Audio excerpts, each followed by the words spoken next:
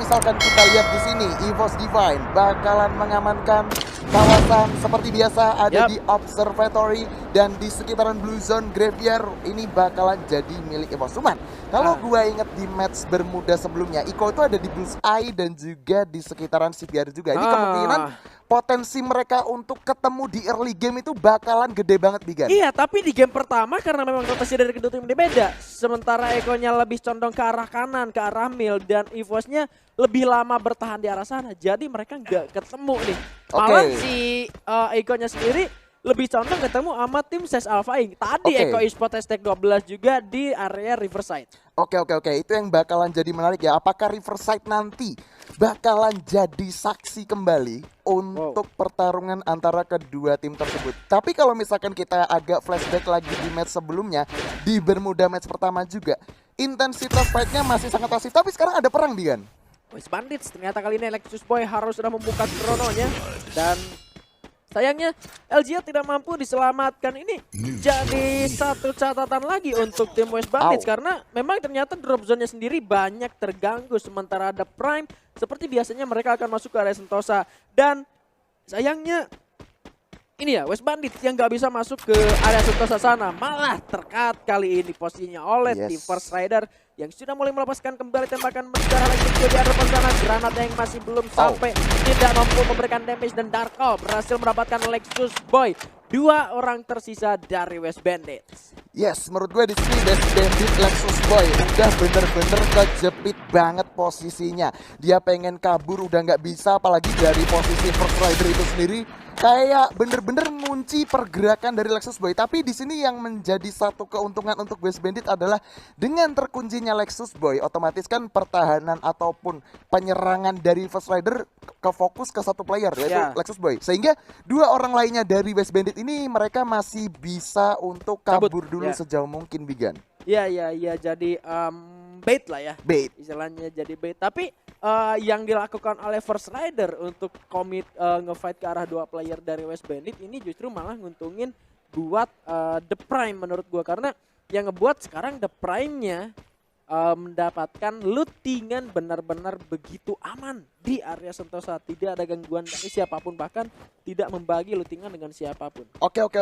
Soalnya tadi emang di match sebelumnya, di match 1 ya, di Bermuda juga, itu di Sentosa memang ada dua tim ya. Ada The Prime, ada juga West Bandit yang pengen ke situ juga ya kan. Tapi sekarang ya kembali lagi Sentosa kayak memutuskan untuk turun awal dan menggunakan zipline ke Sentosa. Oke.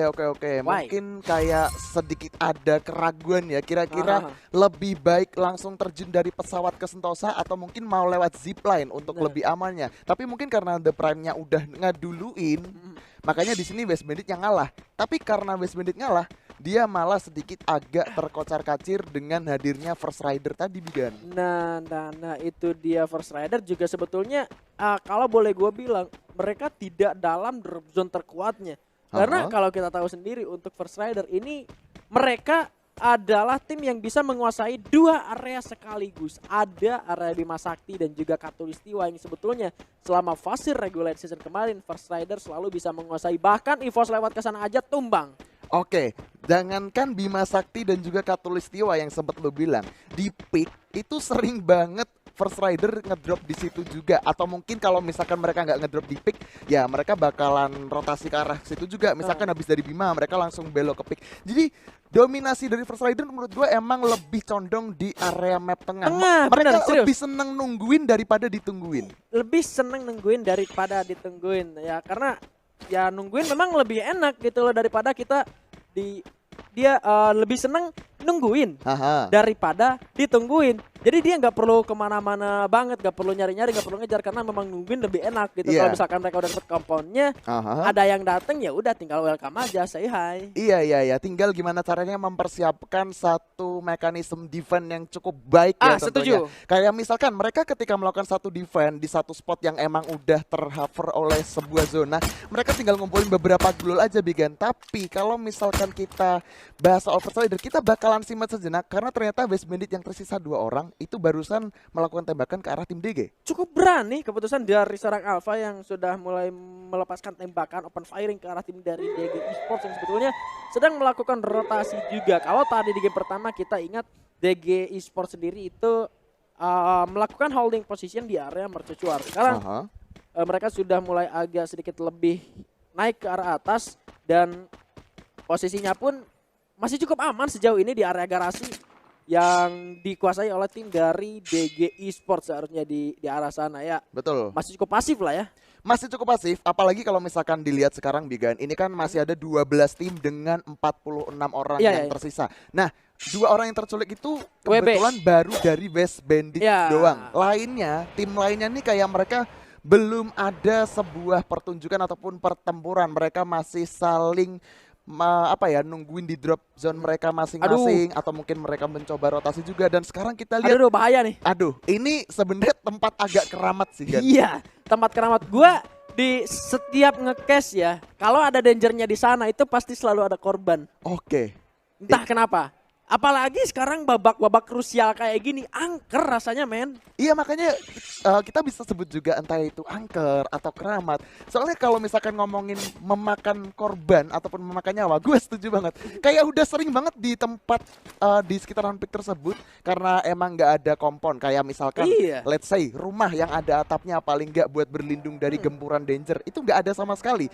Jadi gue rasa kayak gimana ya, mending lu ngehindar agak jauh sedikit dari bulletan danger. Ya, tapi kalau misalkan dilihat sekarang alhamdulillah masih aman. Alhamdulillah, puji Tuhan ya masih aman. Masih aman. Oke. Tapi kalau kita ngelihat dari tim yang lain juga, let's say tadi kita udah ngelihat posisi dari The Pillars Gladius melakukan holding position di patahan, kalau dulu kita sebutnya patahan aura di area pick ya. Kita juga melihat di sini Echo Esports tidak terlalu berlama lagi di arah atas, meskipun kalau kita sadar nilainya ini masih zona, tim Echo sudah berada di area atas dari Bima Sakti.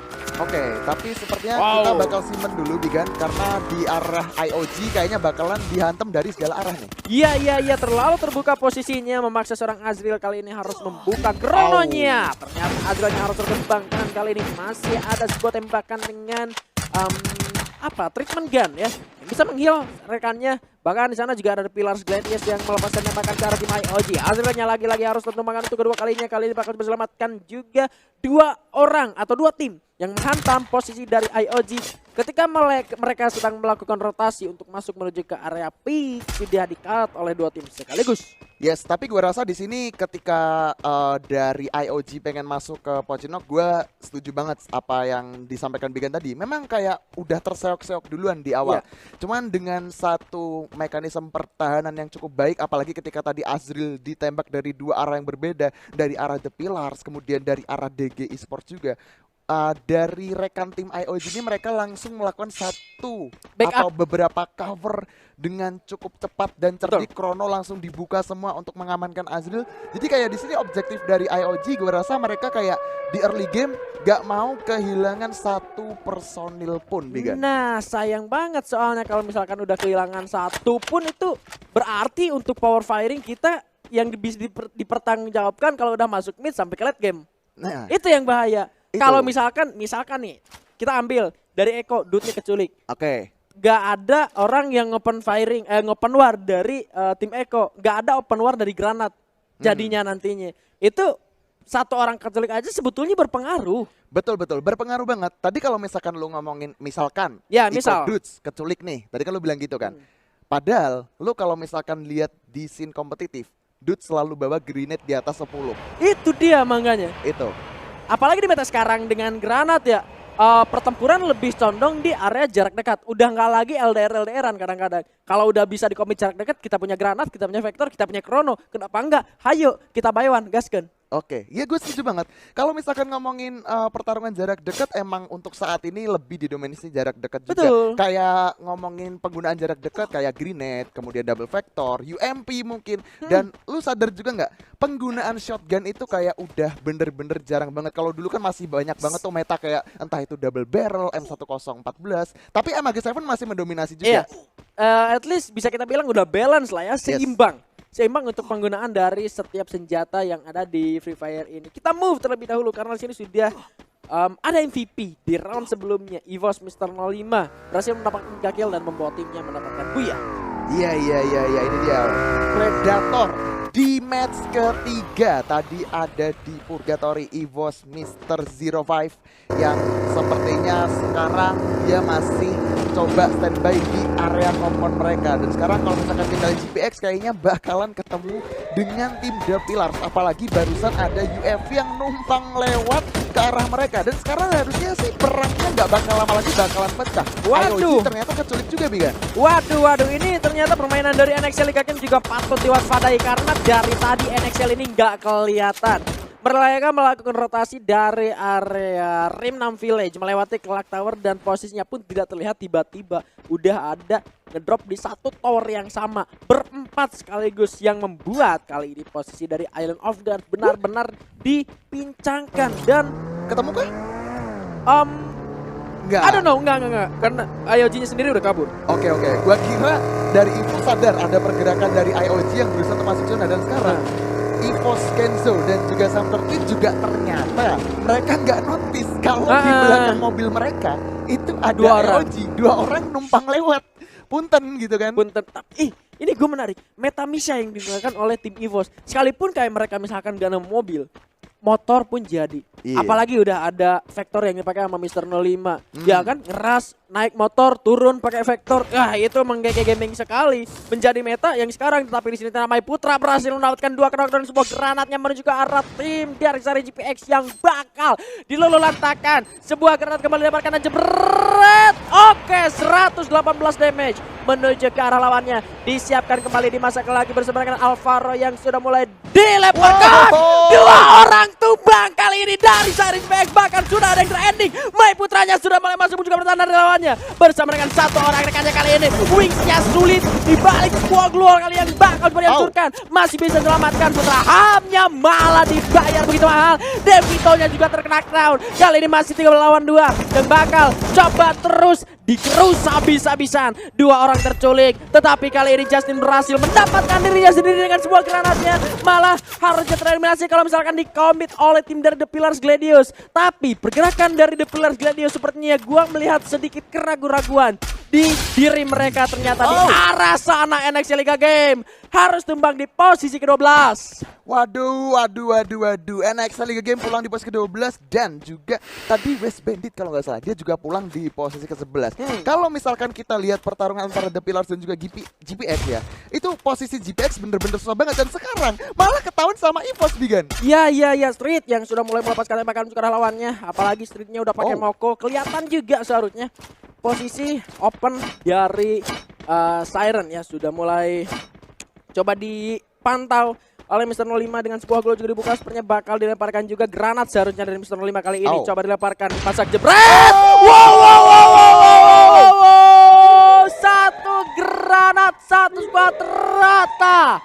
Waduh, jujur aja ini posisi yang bener-bener gak enak banget buat Siren. Di atas mereka ada tim The Pillars, di bawah mereka ada EVOS. Dan sekarang kalau misalkan kita lihat circle ketiga, bener-bener udah terjadi penumpukan. Dan sekarang Persider bakalan perang lagi. Eko lagi-lagi dudes dengan granatnya berhasil bahkan mendapatkan 2 knockdown. Persider yang diuji pertahanannya menyisakan Soja yang juga ternyata rata-tata. Eko Esports dengan open war granatnya berhasil menemukan satu squad. Tapi kali ini ternyata masih berlanjut karena ada Sesal Faing yang juga bakal menguji pertahanan dari tim Eko Esports setelah mereka berhasil menumbangkan satu tim tanpa terculik satupun. Not dan terancam. Granat lagi-lagi.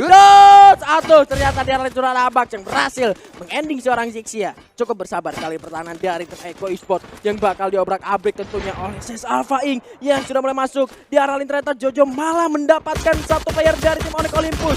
EAV-nya bakal coba dihancurkan tapi Olympusnya ternyata sudah tumbangkan di posisi ke-8 ternyata di sini Bung Arman. Yes, kalau misalkan kita lihat posisi dari SUS ini mereka nggak mau ngeras duluan karena mereka sadar satu orang Jojo yang ada di posisi belakang mereka Jojo ini pengen nge-secure belakang dulu. Dari arah belakang ternyata masih ada Onyx Olympus. Nah, ini beda cerita. Ketika Onyx sudah diratakan, Jojo udah mulai mendekat. Ini kemungkinan terbesar Iko bakalan coba dikontes pertahanannya oleh SUS Alpha Inc. Dan sekarang kalau lihat habis First Rider yang menjadi musuh dari Iko, sekarang terbitlah SUS Alpha Inc. Cuman mereka bakalan nunggu dulu zonanya sampai bener-bener menyusut dan sekarang dari The Prime bakalan ketemu dengan The Pillars. Yes, 2 TP kali ini, tapi Mr. 05 yang berhasil mendapatkan My Putra dengan sebuah granat yang tadi harus mendarat di hadapan seorang My Putra, bakal jadi sulit untuk Pilar Gladius kali ini tentunya. Tapi EVOS sudah mulai mengamuk, udah dapat 8 poin eliminasi yang bakal menjadi pertahanannya juga kali ini. Juga ada The Prime Esports yang bakal menguji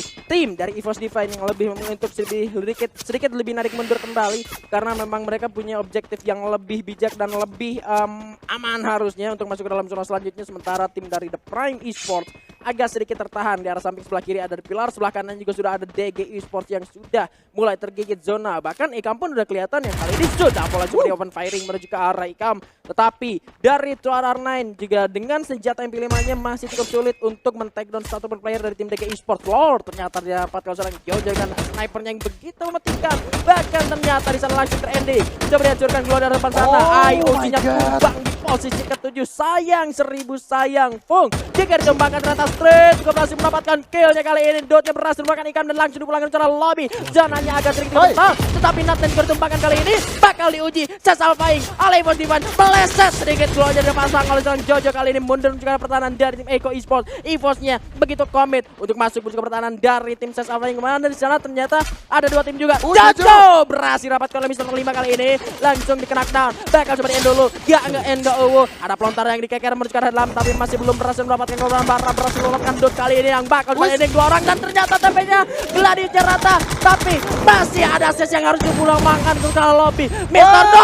05, wow, granatnya kembali meratakan satu squad, dan EVOS kali ini mendapatkan 15 kill. Flashback FF5M season lalu, zona seperti ini EVOS mendapatkan Buya, tapi kita nggak tahu untuk di season sekarang apakah EVOS Divine berhasil dengan mendominasi zona kali ini. Coba dipelontarin, wow, berhasil untuk memberikan damage yang begitu sakit. Mr. 05 masih begitu agresif, sudah Kenzone-nya ditembangkan. 3 orang kali ini dari tim EVOS Divine. Coba dia ujian granat yang bakal diledakan. Amerta masih belum mau mengalah dengan menu-ujinya. Sam-nya sudah begitu sekarang, dan Amerta tersisa sendirian melepaskan Absol. Sam-nya berhasil ditembangkan. Solo squad, ayo Amerta sendirian. Kali ini bakal melakukan ending terlebih dahulu. Sedikit lebih bersabar kembali. Oh my god, Abax yang berhasil mendapatkan EVOS Divine ternyata. Buya untuk DG Esports. Sekarang tiba saatnya kita benar-benar mengambil nasib bangsa dan tanah air di tangan kita sendiri, karena DG Esports benar-benar mengukir sebuah catatan yang penting dan menggagalkan EVOS Divine. Waduh, gila. Siapakah yang layak hari ini menjadi the champion? Amazing job kepada tim EVOS Divine,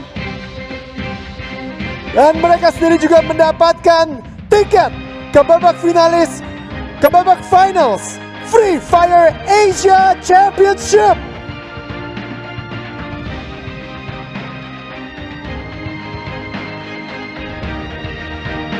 Tim EVOS Divine, the champion of Free Fire Indonesia Masters 2021 Fall. Kita berikan tepuk tangan sekali lagi untuk tim EVOS Divine. Kalian udah suka ngangkat-ngangkat itu, gimana kalau saya langsung aja ngangkat trofinya? Sekarang saya akan mengundang kepada tim EVOS Divine untuk melakukan trophy lifting. Dalam hitungan ketiga, bersama-sama 1, 2, dan 3.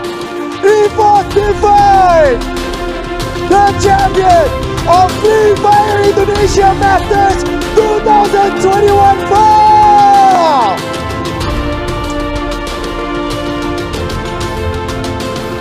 Congratulations to EVOS Divine.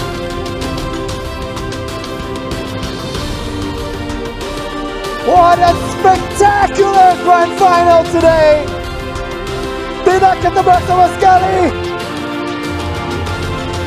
Situasi yang sangat menegangkan sekali hari ini. Great job to all teams. You guys are amazing. Keren banget, tipis sekali poinnya. Dan survivors, langsung saja inilah dia standing league grand finals hari ini. Check this out.